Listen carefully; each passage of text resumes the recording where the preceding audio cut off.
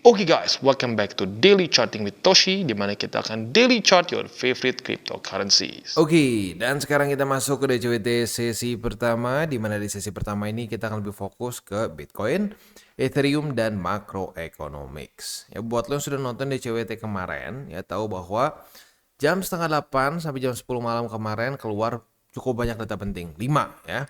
5 data penting dan ternyata market sepertinya malah nggak terlalu kemana-mana ya.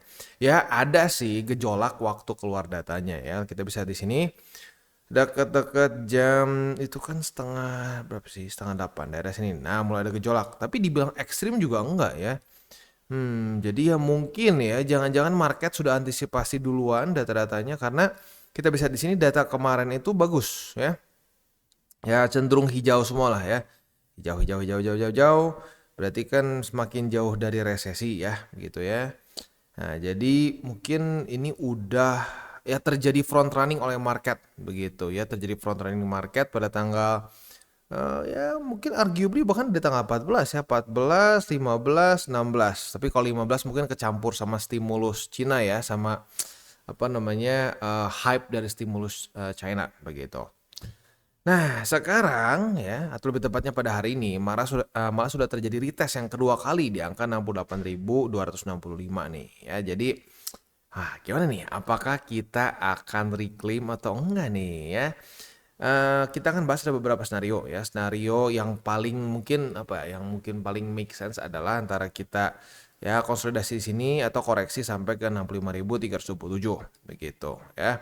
Nah, tetapi bukannya tidak mungkin kita konsolidasi dikit langsung reclaim begitu ya. Nah, tinggal ya kita lihat aja seberapa kuat resisten 68.265 menahan. Ya, kalau ini ketahan terus ya lama-lama jebol juga. Ya di sini kan ketahannya berapa kali ya? 1, 2, 3, 4 kali ketahan, turun juga ya. Ya turunnya nggak harus kayak gini, nggak. Tapi maksudnya bakal kalau ke reject ya minimal akan retest ke support di 65.397 gitu ya. Ya tinggal kita lihat aja siapa yang menang ya. Karena ujung-ujungnya TA itu kita bukan nebak ini bakal tembus, bakal mantul atau enggak ya. Tugas kita adalah bereaksi saat dia mantul atau saat dia ke reject begitu. Nah, itu yang sering orang kali yang sering kali orang salah pikir begitu. Orang berpikir TA itu adalah tempat untuk tebak-tebakan di mana dia akan mantul, di mana dia akan ke reject. Padahal enggak, tugas kita tuh saat dia ke reject, nah ngapain? Saat dia mantul, nah ngapain? Gitu ya. Itu kayak ya mungkin kalau kita pakai apa ya? Kalau kita pakai barang, kita pikir cara pakainya begini ya. Setelah berpuluh-puluh tahun ternyata oh astaga cara pakainya nggak kayak gitu, pantesan susah. Nah, mirip-mirip kayak gitulah. Orang banyak yang pakai TA itu salah mindsetnya begitu. Jadi sekali lagi gue ingetin ya, TA itu bukanlah suatu alat yang kita gunakan untuk tebak-tebakan di mana ke reject, di mana ke pantul ya oleh support begitu. Jadi tujuan TA adalah supaya kita bisa bereaksi. Support resisten di sini ya. Dia mantul nggak? Ya udah kalau mantul, ya sudah. Kita mungkin sudah akumulasi gitu. Kalau sampai jebol gimana ya? Kita cek lagi di mana support selanjutnya, support selanjutnya, support selanjutnya, gitu. Ya, ingat mobil Ferrari pun kalau lu nggak bisa pakainya, mau dia horsepowernya sejuta pun ya, lu kalau nggak bisa pakainya ya ujung-ujungnya nabrak juga, begitu ya. Oke, next kita lihat dulu kondisi di weekly ya. Untuk di weekly ya makin subur ya. Dalam 2 hari lebih 22 jam lagi akan weekly close. Nggak kerasa ya udah mau weekend lagi besok ya. Lumayan cepat. Nah, kalau sampai hari Senin, weekly close-nya seperti ini, artinya secara struktur doing good ya. Jadi, statistik mantulnya udah kejadian, membuat higher high ya. Mantul di BSP membuat higher high minimal. Sudah terjadi ya. Selain dari itu, apalagi struktur ya. Dari tadinya, arguably dari April ya, dia akan membuat struktur low, lower high, lower low, lower high, lower low, lower high, lower low. Ini lower high 4 kali nih. 1, 2, 3, 4. Nah, ini ya, weekly close kemarin saat mantul di BSB ini pertama kali sejak April ya, April Maret lah ya. Ya, mungkin lebih ke April lah ya. Terakhir dari April dia mulai membuat higher high. Ya, ini waktu yang nggak bentar loh ya. Kita cek ya dari April sini sampai ke sini itu 192 hari. Akhirnya membuat higher high juga. Begitu ya. Nah, Kalau sampai weekly close-nya seperti ini lagi, berarti kemarin ini suatu higher low dan higher high lagi. Nah, jadi ya, TA simple. Satu aset yang membuat higher high, higher low, higher high adalah aset yang apa? Aset yang bullish. Sesimpel itu. Sesimpel itu. Gitu ya. Oke. Next kita akan geser dulu ke news dulu deh. Newsnya datang dari Asia nih ya. Spesifiknya di mana yang nggak dibilang sih. Tetapi katanya 94% dari Asian private wealth ini investing atau considering to invest di crypto. Begitu. Jadi ya ini mungkin ya sesuai dengan pembahasan di 2000, wah udah jadul sih sebenarnya, 2022 zaman bear market. Di situ Raoul Pal bilang bahwa kemungkinan besar ya Asia ini akan memakan banyak influence kripto dari US. Dan ya lu bisa lihat sendiri ya datanya ternyata mendukung seperti itu. Jadi ya di Asia mungkin mereka melihat ini sebagai bisa menjadi suatu peluang untuk mereka bisa mengambil influence dari Amerika. Ya, tadinya kan very US based ya kripto itu ya. Nah, tetapi belakangan ya pelan-pelan mulai diambil oleh negara-negara di Asia. Plus arguably juga bukan cuma di Asia doang ya, tapi di Dubai begitu, di Middle East begitu ya. Oke. Next kita geser ke economic calendar. Sesuai dengan pembahasan hari Minggu, ya kita hari ini nggak ada apa-apa, cuma hari Kamis aja. Sisanya semuanya udah habis. Jadi minggu ini kita udah beres nih ya, udah nggak ada data penting lagi. Dan ya makanya nih gue makin curiga nih, jangan-jangan kemarin peningkatan yang lumayan signifikan dari Bitcoin ini adalah eh, market mencoba untuk front running data US yang cenderung bagus begitu ya. Nah, ini jadi sekali lagi nih ya, ini juga mungkin sedikit wake up call untuk orang-orang yang gua nggak percaya TA. TA tuh inilah cuma garis-garis bikin sendiri ya. Fundamental yang pasti. Faktanya nggak ya, datanya harusnya apa namanya? Kalau kita di sini harusnya datanya bisa bikin ekstra bergejolak, ternyata nggak ya. Ya cuma dikit pergerakannya.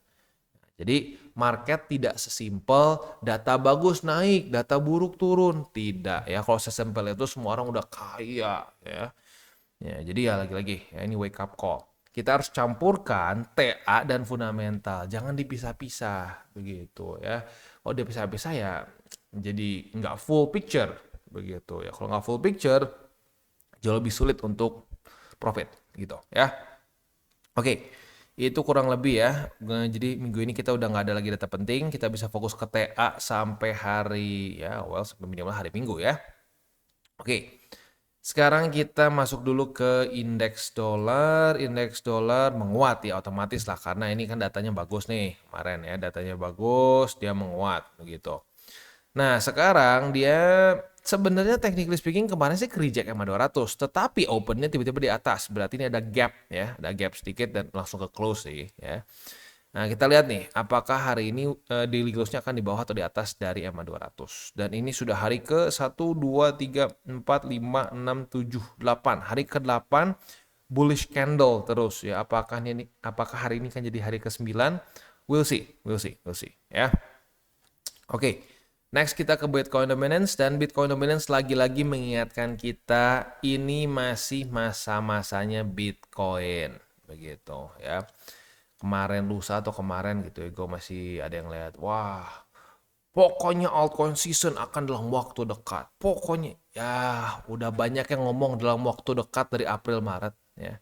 Bahkan kalau mau ngomong dari awal 2024 juga udah banyak yang ngomong altcoin season, altcoin season. Ya, sekarang lihat sendiri ya faktanya seperti apa. Dan ini bukan karena tebak-tebakan, bukan karena dasarnya fundamentalnya belum ada bensin begitu. Gue bukan bilang Bitcoin itu bakal selalu menguasai market, enggak. Karena pada faktanya pun terjadi di 2021 di mana ya Bitcoin dominance terjun payung.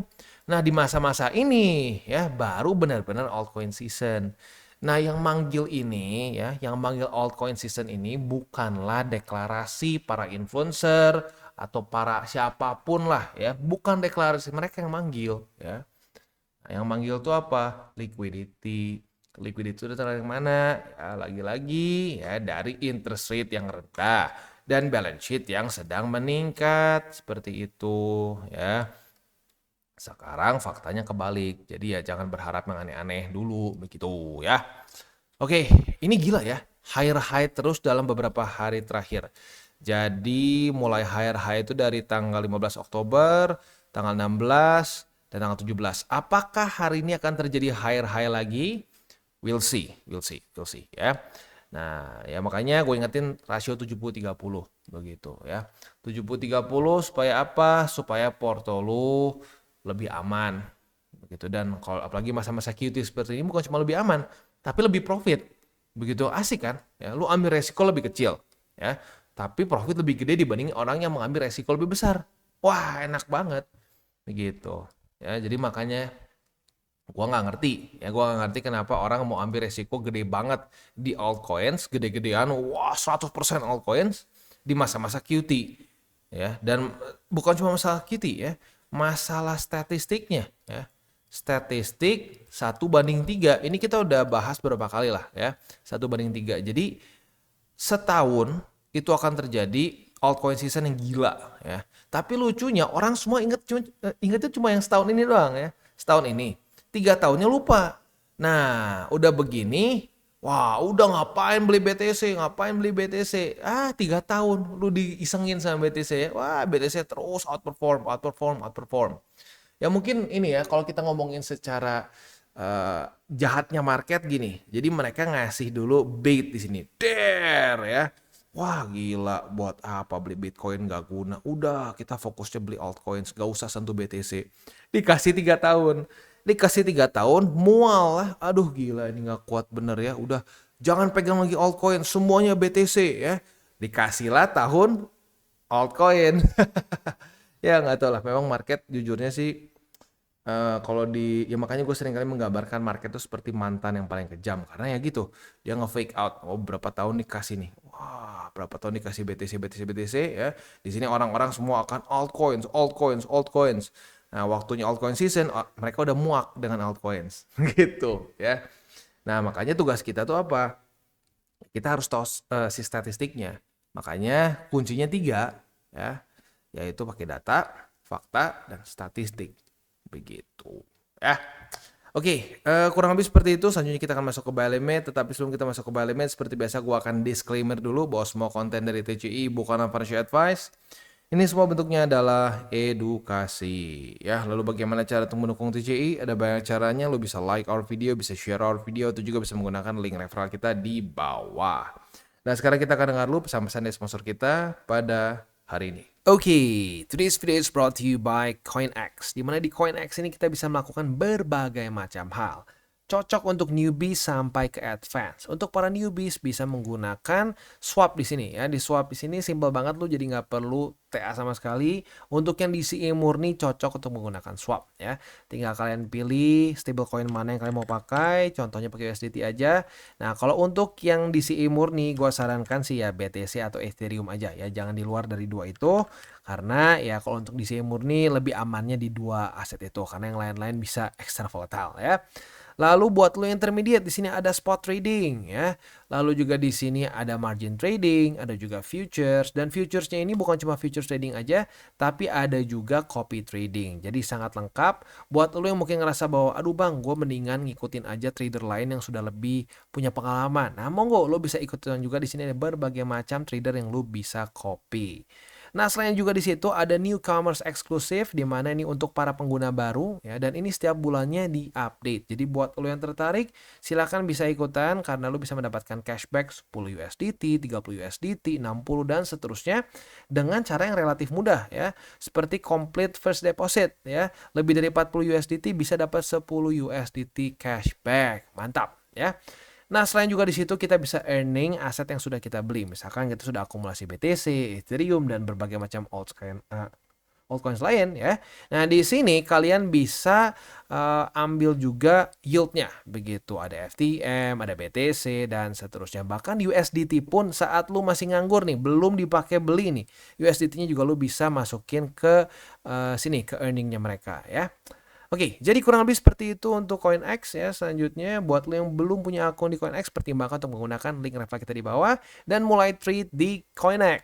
Dan kita masuk ke Bitcoin. Untuk Bitcoin mungkin pertanyaannya satu nih, Bang, kita bisa buka posisi short nggak nih kalau terjadi retest kedua? Ini Oh, belum. Ini nyaris ya belum kena ya. Jadi bisa di limit nggak? Bisa, tapi posisi shortnya ini akan cenderung lebih beresiko ya. Berbeda dengan kalau terjadi retest 1, retest 2. Itu fake outnya lebih dikit ya. Tapi kalau retestnya hari ini terus tiba-tiba skip sehari baru retest kedua, itu lebih sering terjadi fake out begitu. Jadi buat lo yang buka posisi short sekarang di angka 68.265, itu adalah posisi short yang cenderung lebih beresiko ya. Ya nggak apa-apa sih, ada orang yang mungkin siap dengan resikonya, ya monggo bisa buka posisi shortnya. Karena ada juga setup yang seperti ini profit, tapi rasio win rate-nya lebih kecil dibandingin yang langsung retest 1, retest 2 begitu ya. Oke, untuk posisi short ini target TP-nya bisa pertimbangkan di angka 65.327, atau kalau mau sedikit lebih konservatif ya bolehlah di sini ya di angka 65.882 gitu ya. Itu untuk posisi futures di Bitcoin. Untuk posisi spotnya di 65.327, 64.278 dan di MA200 ya. Nah, sekarang kalau kayak gini mungkin baru kerasa ya, aduh harusnya kemarin langsung pasang ya waktu reclaim. Ya, setelah reclaim langsung di-refresh lagi. Refresh lagi untuk buy limitnya. Begitu, karena ya bisa aja kejadian seperti ini ya. Jadi kalau udah kita pasang buy limit, udah kena, jadi nggak ada rasa FOMO. Nah buat yang kemarin mungkin udah reclaim di sini berpikir, ah nggak usah lah, nanti turun lebih dalam, nanti turun lebih dalam. Taunya enggak. Nah itulah ya, mulai tebak-tebakan. Step pertama atau tebak-tebakan. Kalau sampai udah reclaim, nggak di-update lagi buy limitnya ya. Oke, next kita masuk ke Ethereum. Untuk Ethereum kita posisi shortnya itu kalau lo ngikutin DCBT sesi kedua, kita udah warning, pertimbangkan untuk tutup posisi di jam 7:30 ya. Aduh, ntar ini harusnya bukan 1 hour late, 30 minutes ya. Nah, di 7:30 lo tutup berarti lo dalam keadaan profit berapa nih? Sini ya berarti ya. Dari sini tipis sih ya, tipis-tipis. Iya, 0,28 ya, minimal nggak rugi lah ya. Oke, tapi buat lo yang agresif masih boleh dipertahankan posisi shortnya karena belum terjadi daily close di atas dari struktur. Maka dari itu ya masih bisa dipertahankan ya. Nah untuk posisi shortnya ini terutama untuk yang agresif ya masih bisa ditahan dan TP-nya di angka 2.552. Posisi spot di 2.552, MA20 dan di 2.464 ya. Itu kurang lebih untuk setup posisi futures dan spot di Bitcoin dan Ethereum. Nah, sebelum kita tutup DCWT sesi pertama ini ya, dalam masa-masa terutama Bitcoin seperti ini ya, gue cukup yakin, apalagi buat yang masih newbies nih, mulai terasa FOMO. Aduh, salah. Kemarin harusnya beli ya di sini ya. Waktu dikasih kesempatan di sini beli. Gue malah mikir ini bakal turun dulu, lebih dalam lagi dan seterusnya. Ya udah terjadi. Nah, saat sudah terjadi jangan bikin kesalahan kedua. Ya, kesalahan kedua apa? Saat ketinggalan buy limit, udahlah. Hajar aja di atas nih, gue takut naik lagi. Jangan kayak gitu ya. Kalau sampai naik ke atas lagi pun ya udah, lo harus punya mindset yang benarnya seperti apa. Oke, berarti belum rezeki gue. Ya udah, nggak usah ribet begitu ya. Karena kalau memang sudah rezeki lo ya kena aja gitu. Kalau belum kena ya udah berarti belum rezeki. Sesimpel itu ya. Nah, jadi untuk para newbies sekali lagi saat terjadi seperti ini scenarionya ya, lu nggak sempat beli atau lu merasa bahwa akan lebih dalam jadi lu nggak beli kemarin buy limit di sini, ya udah ditunggu ya. Kalau sampai dia koreksi dan ternyata lu diberikan kesempatan lagi ya monggo pasang limitnya. Kalau perlu sekarang pasang dulu limitnya di angka 65.300-an, 64.200-an dan seterusnya. Supaya kalau sampai lu nggak sadar market bergerak cepat ya kena gitu. Tapi please jangan chasing pumps. Jangan sampai lu, waduh, bang, gue takut ketinggalan, gue beli di resisten. No. Ya. Dan selain dari itu, tentunya paling penting juga selain dari ya kita terus DCA adalah DCA-nya seperti apa. Jangan sampai kita DCA berselimut all in begitu ya. Oh bang, gue akumulasi kok ya. Dari peluru nih 1 juta. Gue bagi 2, itu bukan DCA namanya ya, itu bukan average, kok cuma 2 sih susah itu namanya, itu cuma setengah all in namanya. Jadi minimal lu bagi 10 ya. Wah bang cuma 100.000 kayak nembak nggak kerasa. Ya udah gedein duit dinginnya. Kalau lu 10 juta berarti kan sekali tembak 1 juta tuh. Nah gitu cara yang benar. Karena kalau lu bikin jadi kecil pelurunya tuh cuma dikit pelurunya. Turun dikit abis. Gitu. Itu udah banyak yang komen dulu. Aduh bang abis bang pelurunya. Kenapa abis? Ya gue cuma tembak 3 kali. Ya iyalah tembak 3 kali ya udah. Habisnya cepet banget dan gak dapet average-nya. Lu cuma ujung-ujungnya beli pucuk lebih rendah dikit gitu kerasanya. Ya, karena lu tidak melakukan average yang sesungguhnya. Begitu. Ya jadi ingat ingat hal itu untuk para newbies ya. Oke, kita tutup dengan 3 golden rules. Jangan pakai uang panas, jangan over leverage, dan berpikirlah jangka panjang. Oke guys, jadi itu adalah akhir dari segmen DCWT kita pada hari ini. Dan jangan lupa bagi kalian yang merasakan manfaat dari segmen ini, jangan lupa untuk share ke teman-teman kalian. Dan apabila lu pengen mensupport channel kita, ya TCI, jangan lupa untuk menggunakan link referral kita di bawah. Nggak wajib, ya, tetapi apabila lu menggunakan link referral kita di bawah, ada macam-macam, ya, dari Bybit, Huobi, Maxi, toko kripto, dan banyak lagi, ya. Ya, walaupun nggak wajib, tapi kalau menggunakan link referral kita, lu secara langsung membantu perkembangan dari TCI. Dan satu lagi, jangan lupa juga untuk join Telegram group kita, di mana kita bisa ngobrol-ngobrol santai mengenai dunia cryptocurrency secara 2 arah. So, jangan lupa untuk like, subscribe, click the bell icon, and see you on the next video.